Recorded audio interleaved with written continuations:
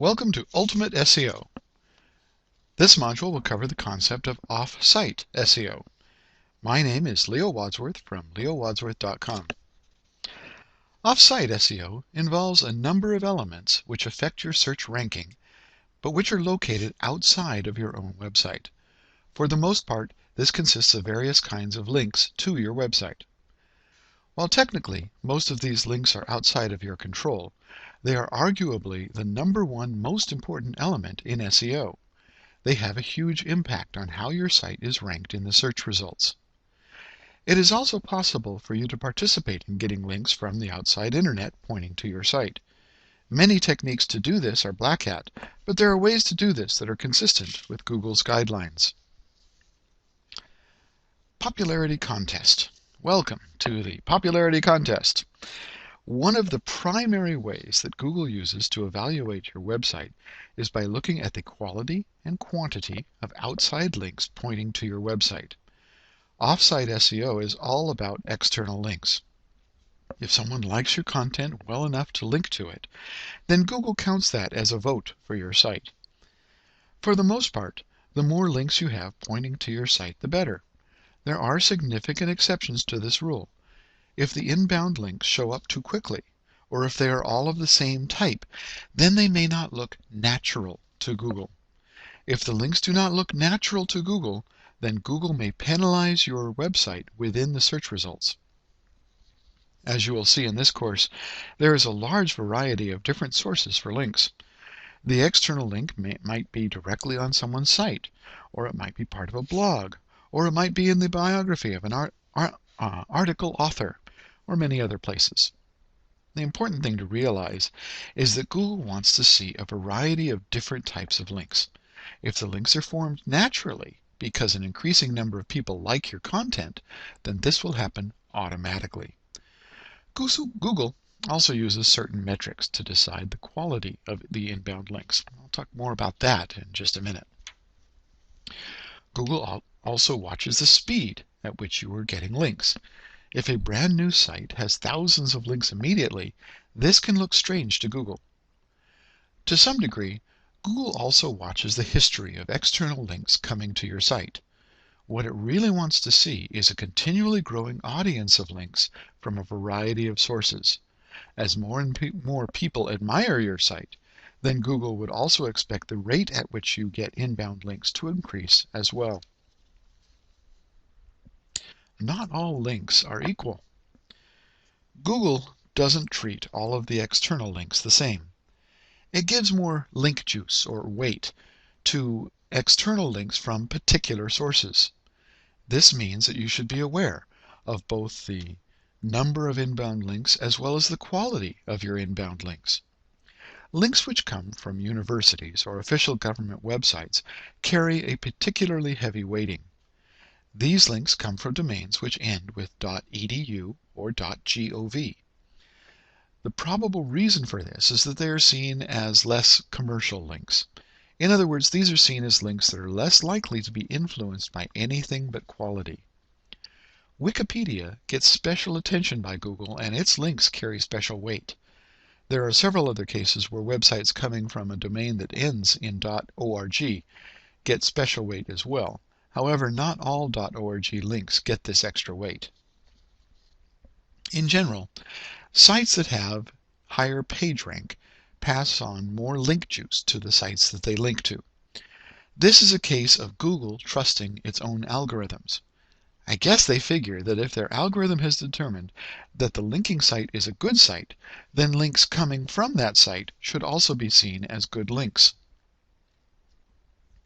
Link structure. It turns out that not only where you get your links is important, but also the way those links are presented is important. Within the structure of how an external link is formed, there is an optional tag which has been promoted by Google and others. This tag consists of adding rel equals quotes no follow close quotes to the link itself. This tag tells Google specifically to not give this link any boost in search rankings. For an extra link to pass on its link juice, you want the external link to not include the rel equals no follow tag.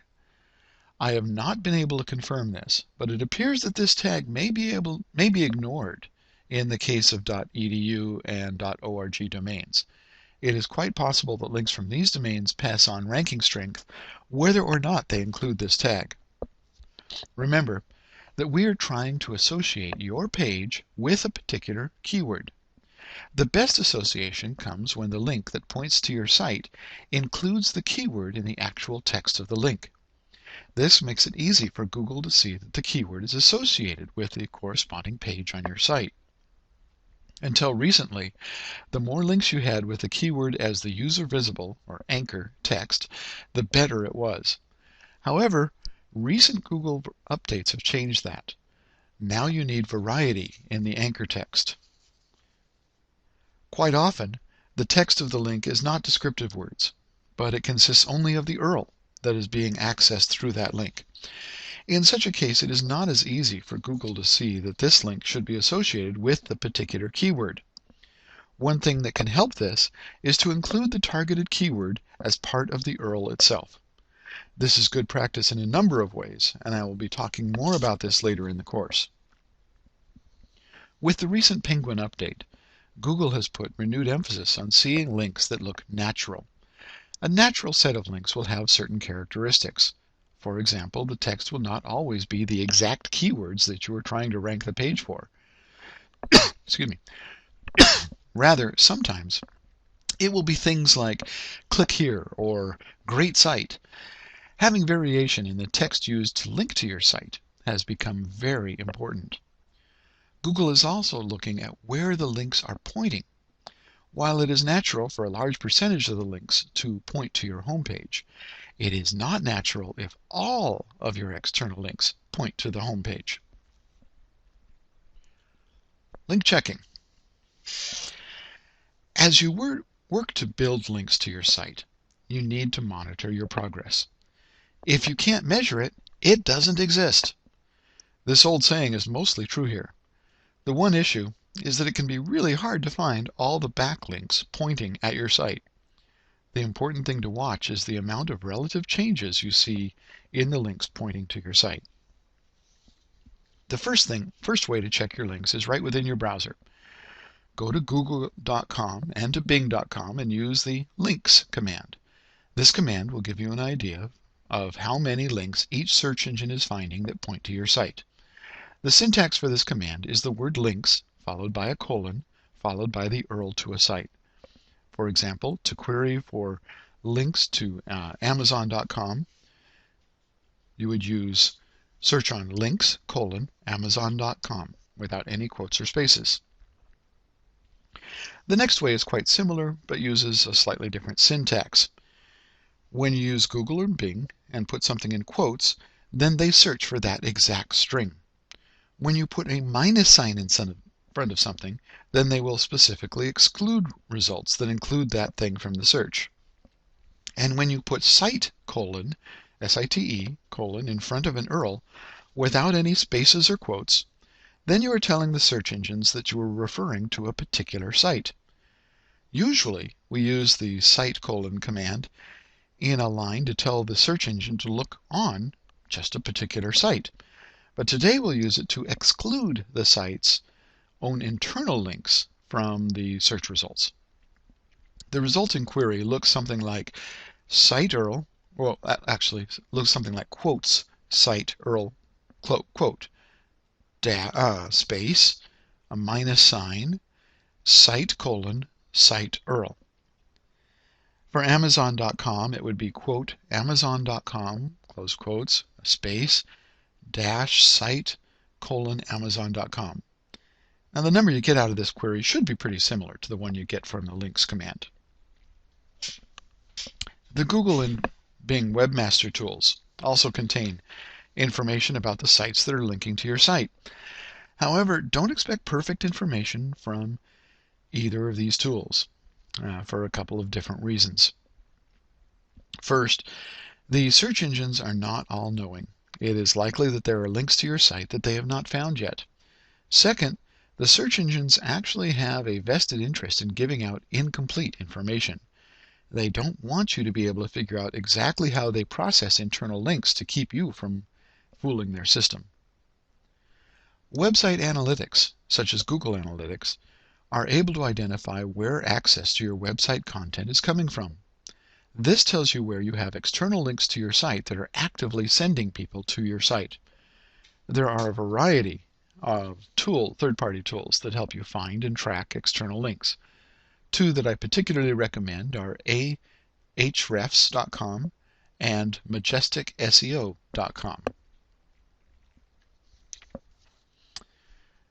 Good places for external links. On this slide, I list a number of places for external links. Now look, I'm not just going to read this slide because I hate it when people do that. I will be talking about most of these different places in more detail, and this slide is in the transcript. However, I want to emphasize one thing.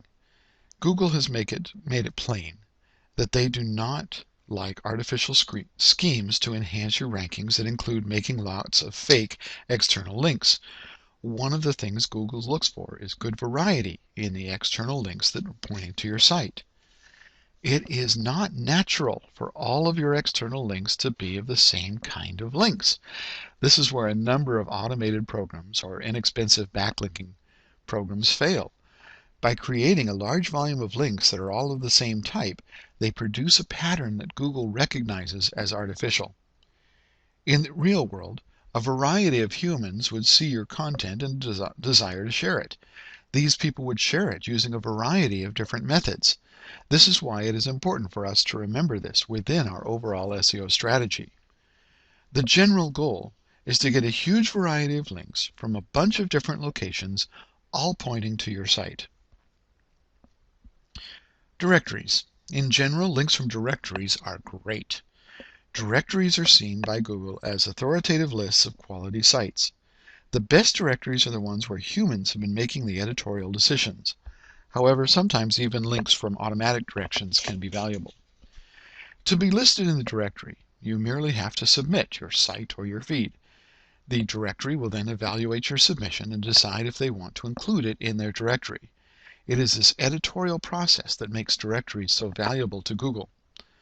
Submitting your site to a variety of directories is a great task for outsourcing. As long as you can make sure that it is done with quality, you can get a huge bang for the buck with very little money. While I urge caution and do not typically recommend Fiverr.com, this is one task that fits their model nicely. There are many different types of directories available. Let's look at a few of them. Site directories. Site directories are lists of websites categorized by their subject matter. While the worst of these degraded into link farms that Google penalized, the best of these, such as dmoz.org, are solidly recognized as authoritative links. Some of these directories, DMOZ in particular, can take a long time before including your site. This is because they're often run by volunteers. A listing in DMOZ can take up to a year to appear. This does not mean you shouldn't do it, just that you should get it in the queue as early as possible. Article directories. Article directories provide categorized lists of quality articles. To participate in article directories, you post your articles on your own sites and point the article directories towards your articles. There are also sites that gather articles and provide them directly. Blog directories. Blog directories, as you might guess, provide categorized lists of blogs. If you have a blog, this is a great way to publicize the existence of your blog and to get additional readers. RSS feed directories. If you're using a blogging platform, such as WordPress, then the platform itself provides what is called an RSS feed. This feed it provides a listing and links to your most recent content. It gives an easy way for your readers to keep up to date with your blog, for example. RSS directories, they provide categorized lists of these feeds. Podcast directories. If you have a regular podcast, be sure to submit it to the podcast directories. By far, the most popular of these directories is Apple's iTunes. Video sharing sites, especially YouTube. If you're not making videos, then shame on you. I'm kidding around, of course, but there is some real truth here. People love videos, and these days they're very easy to make. There are several different major styles of videos. At the easiest level, you have videos like this one, where you present PowerPoint slides and explain them with talking. Another easy type of video is one created using the webcam attached to your computer. It is possible to take this video to the next level by recording it with a quality camera against a green screen. A common type of video is a recording of a seminar being presented live to an audience. A variation on this is a video of a webinar that was delivered live over the internet. Finally, you have videos that are huge production videos with all manner of special effects. There is a huge variety of tools available for making videos.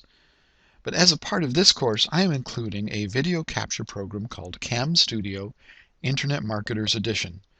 This program allows you to capture video from on-screen presentations, such as PowerPoint presentations. It's a great little program for you to have in your toolbox. CamStudio's big brother is a popular paid program called Camtasia. This program runs about $300, but you can also get a 30-day free trial. For external links, you'll want to post your videos on video sharing sites. There are many video sharing sites available, but the gorilla in the living room is YouTube. YouTube appears to get special weight from Google, which is not surprising considering Google owns YouTube. You are able to put a link to your site in the text associated with your video. You can also refer to your site within the video, which can generate additional traffic. As an aside, advertising on YouTube can be very effective. It is quite similar to advertising using Google AdWords. Wikipedia. If you can get a legitimate link on Wikipedia, it is a fantastic resource for your site. I once got a WSO whose premise was spamming Wikipedia looking for places they could tuck their links in places likely to get overlooked by editors. I do not recommend that you do it that way, but Wikipedia links in general are golden. Document sharing sites. There are sites which are set up to share documents publicly, and they can be yet another source for external links. By posting some documents or PowerPoint presentations on your site, and then sharing them on the document sharing sites, you can get some additional nice links. Articles. Articles can be a hugely powerful way to generate both external link juice and to establish yourself as a celebrity expert. Unfortunately, much of the power of article marketing has been ruined and degraded by people abusing the systems, submitting the same article to multiple locations, or using software to create tons of minor variations to produce a large number of articles from a single article. Because of these things, submitting article is not as powerful as it used to be. However, it can still be quite useful. You do not need to write all of the articles yourself. There are a number of ghostwriting services which can provide brand new, unique quality articles which you can then claim as yours.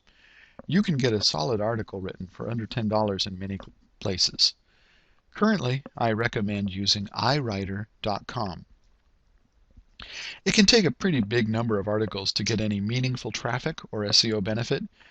You should start seeing results after about 500 articles. Often it is a good idea to outsource the writing and/or the posting of the articles. Google has been taking more notice about duplicate content, and you really need to keep these unique. Copyscape.com and DupeFreePro.com are a couple of sites that are good for helping you check out uniqueness. There are a number of places that you can submit articles. There are entire collections of articles or online magazines. I'm providing a list of article directories and article sites in the resources. Something you should be careful not to overlook is the world of offline print magazines. There are offline magazines related to just about every niche under the sun, and they are often looking for quality articles. These can benefit you both in related online links and in having hard copy article reprints that you can share. Being a published author can significantly help your credibility. In some cases, you are able to put direct topical links within the body of the article to your site and your content and even to your products. However, more commonly, the article itself should be kept to informational content, while the place you can play with lots of external links is in the author resource box or biography. Blog posts. Hey, especially if you have more than one site, blog posts can be a great place to include links.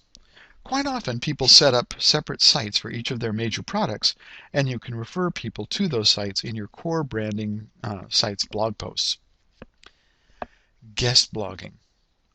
An area which is often overlooked is the power of providing quality blog posts for other people, called guest blogging. It turns out that consistently writing a blog day after day, month after month, can turn into a bit of a pain. Bloggers also occasionally get sick or have the audacity to want to take a vacation.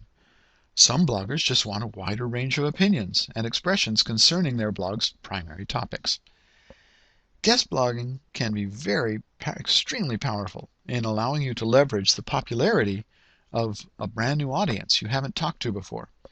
It can often be a win-win situation where both you and the host site benefit greatly. When guest blogging, be sure to provide quality original content and to carefully follow guidelines concerning how you are able to refer back to your own site and content. A great site for connecting host blogs with guest bloggers is myblogguest.com. Blog comments.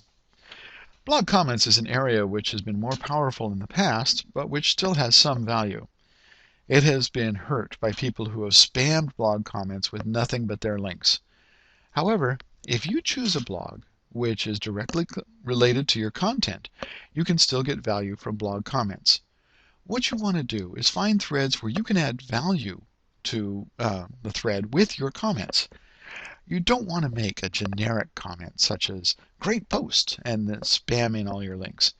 Instead, you want to get involved in the conversation, add real value, and then your links make sense as part of who you are. Forum posts and profiles. Posting in forums and creating appropriate profiles in these forums is similar to blog comments. You always want to be sure to add real value and not just come in as a promoter looking for nothing but a place to dump links to your site. Forums can be a great place to increase your credibility, but you need to add to the quality of the ongoing conversation. Finally, just to drill it into the ground, remember that Google loves variety. If Google sees too much of one kind of link, then it will discount the effect of those links and may well even penalize your website. So, how do you get the links?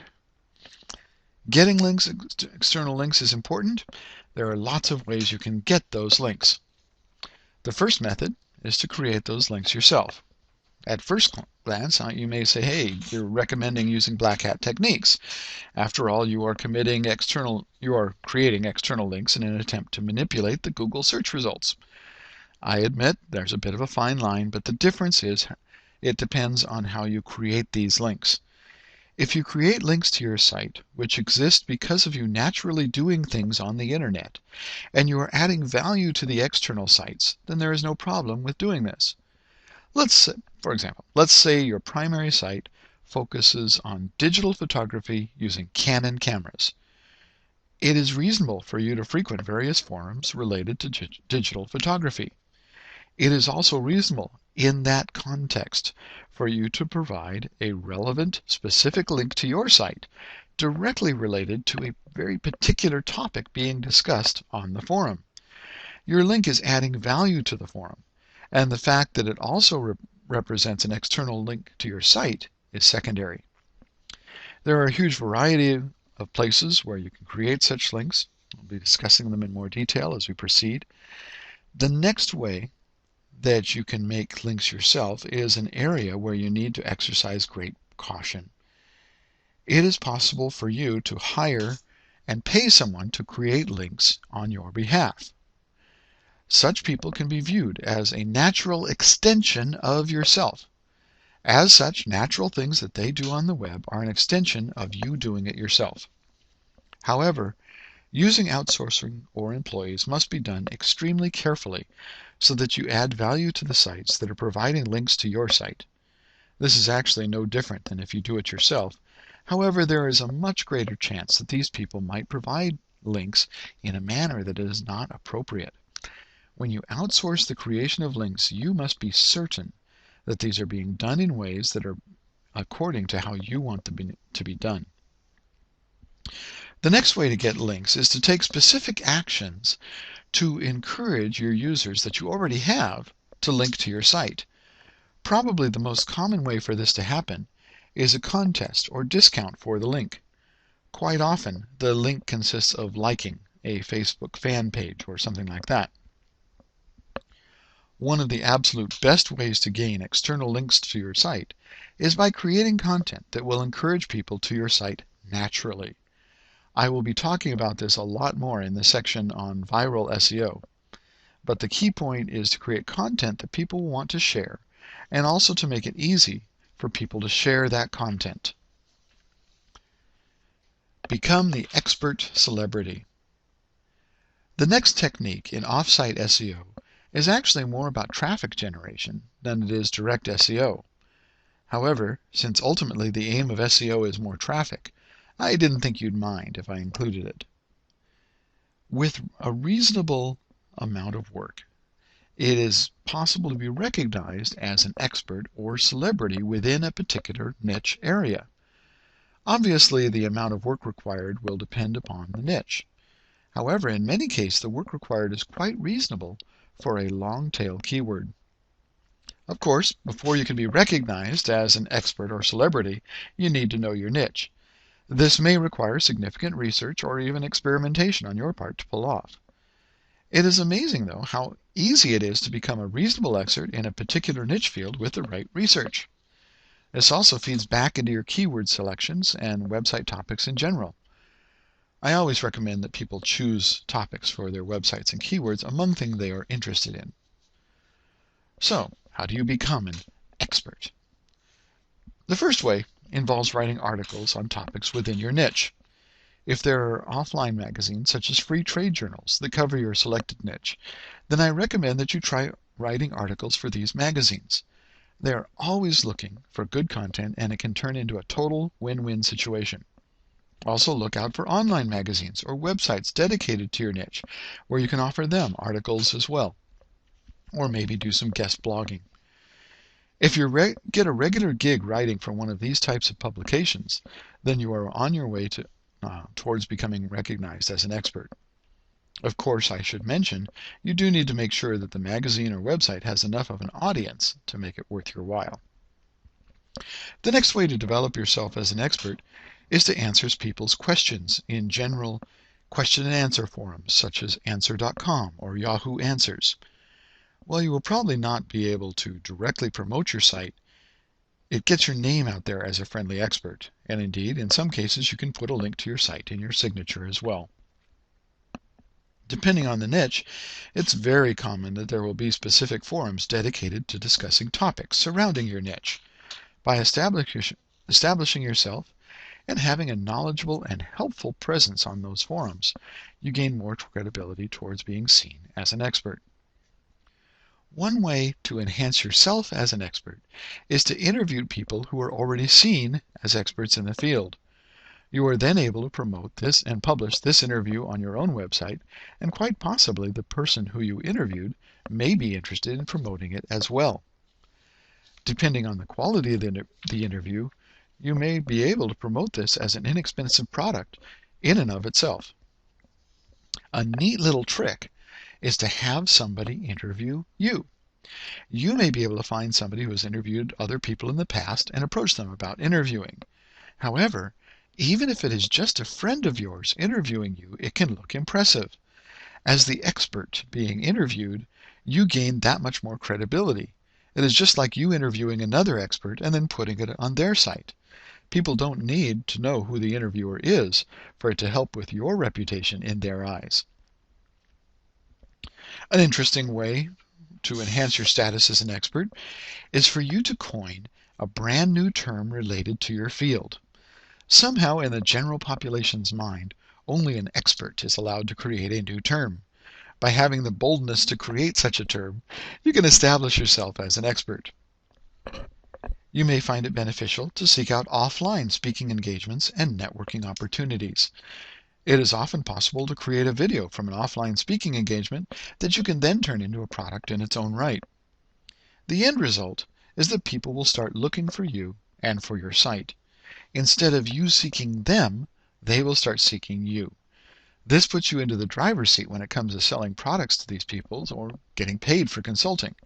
Price becomes much less important once you have established yourself as an expert. When people think of an expert, they often tend to expect certain qualities. They expect a person who is knowledgeable in the field.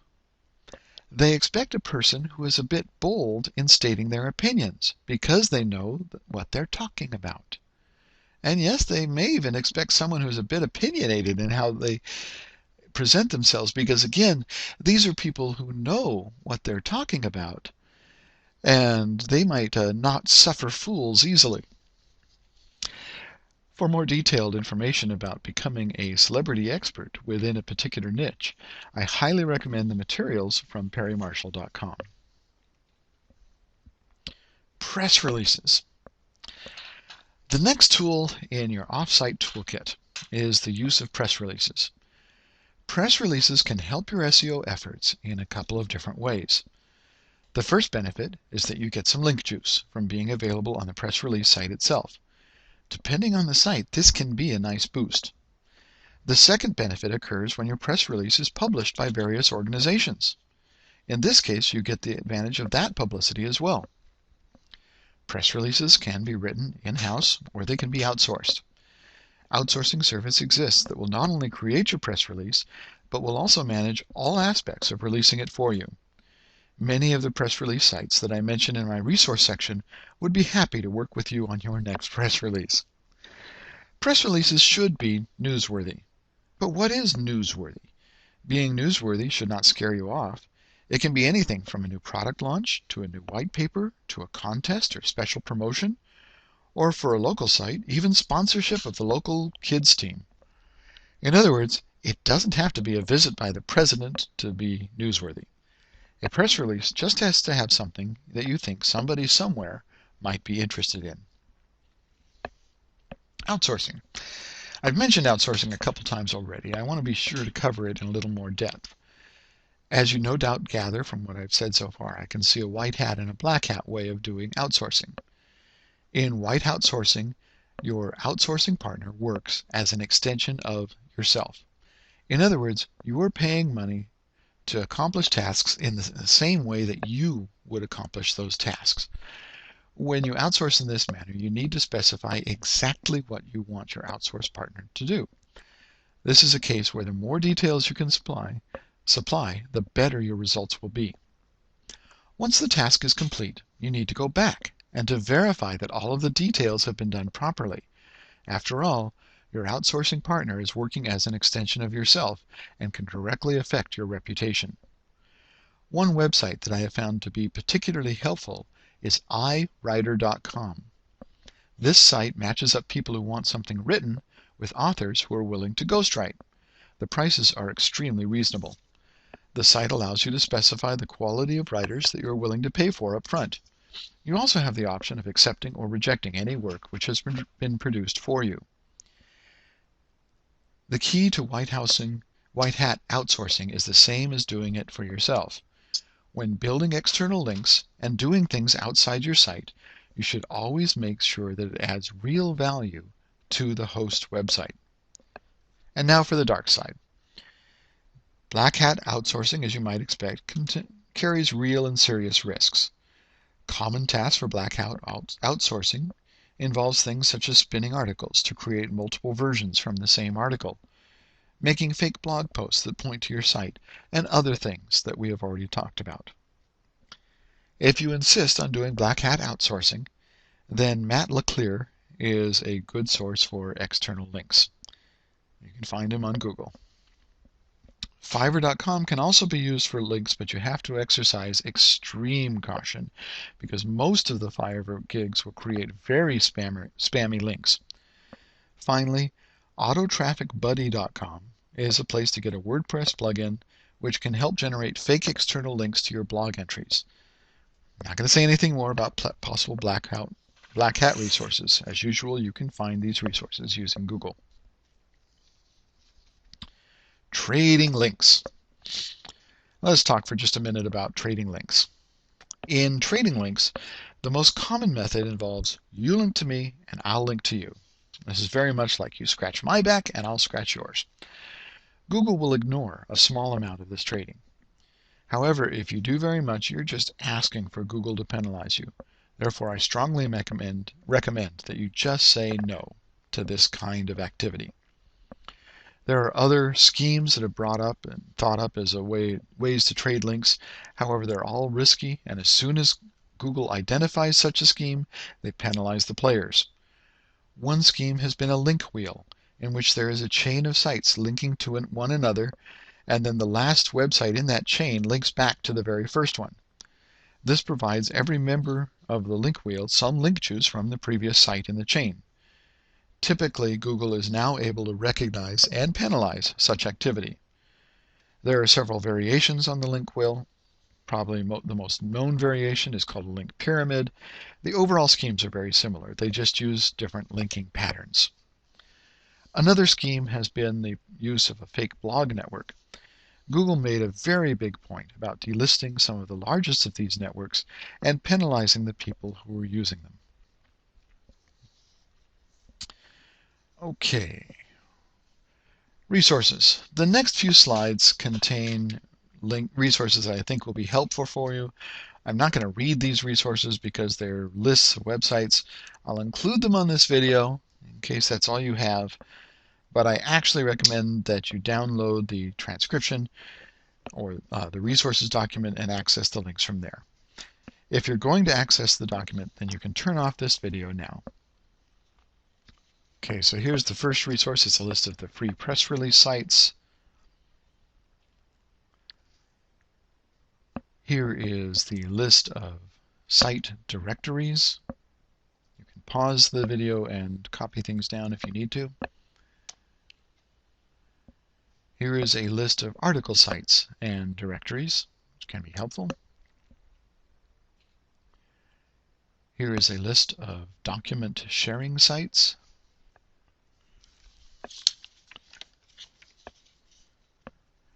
And finally, here is a list of RSS and blog directories.